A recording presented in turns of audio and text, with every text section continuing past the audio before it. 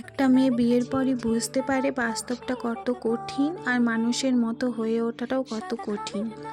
So hello everyone, good morning সবাইকে। আমার আরও একটি নতুন ব্লগে অনেক অনেক ওয়েলকাম আর ভালোবাসা জানাচ্ছি। আশা করি তোমরা সবাই ভালো আছো। তোমাদের ভালোবাসা আমি বেশ ভালোই আছি। এখন বাজে সকাল 8টা।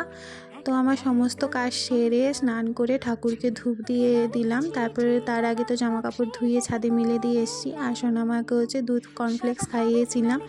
আর দেরি করে বিছানাটা আমি প্রত্যেক দিনই তুলি, কারণ সোনামা ঘুমিয়ে থাকে আর সোনামার পাপা ঘুমিয়ে থাকে। আমার সমস্ত কাজ সারা হয়ে গেলে তখন ওরা ওঠে।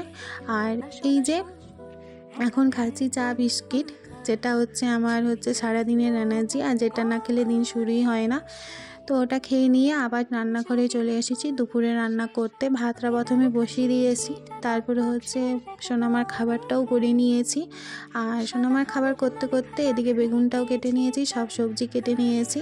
তারপর বেগুনে নুন হলুদ মাখিয়ে নিয়ে মাছেও নুন হলুদ মাখাবো। আমাদের জন্য রান্না করব বেগুন ভাজা আর ফুলকপি আলু দিয়ে মাছের ঝোল। যেহেতু দুজনের খেতে লাগে তাই বেশি কিছু করব না।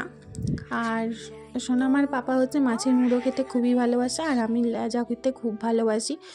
যাই হোক, ওদিকে সমস্ত কাজ সেরে আবার ঘরটাকে ঝাঁট দিয়ে দিলাম, যেহেতু সবজি কাটছিলাম ঘরটা একটু নোংরা হয়ে গেছে। আর ওদিকে বেগুন ভাজাটাও তুলে দিয়ে এসেছি। তারপরে সোনামাকে স্নান করাবো, খাওয়াবো। তারপরে সবার শেষে তুললাম মাছের ঝোল ফুলকপি আলু দিয়ে। তো ওটা করে নিয়েছি, আর তোমাদের সাথে শেয়ার করলাম না, কারণ সোনামা প্রচুর কান্নাকাটি করছিল। তো রান্নার শেষে সোনামাকে খাইয়ে দিয়ে ঘুম পাড়িয়ে দিয়ে আমরাও খাওয়া দাওয়া করে নিয়েছি। তারপরে এই যে এখন থালা বাসন মাজতে লেগেছি। চলো আজকের মতো টাটা, দেখা হচ্ছে নেক্সট একটা ভিডিও।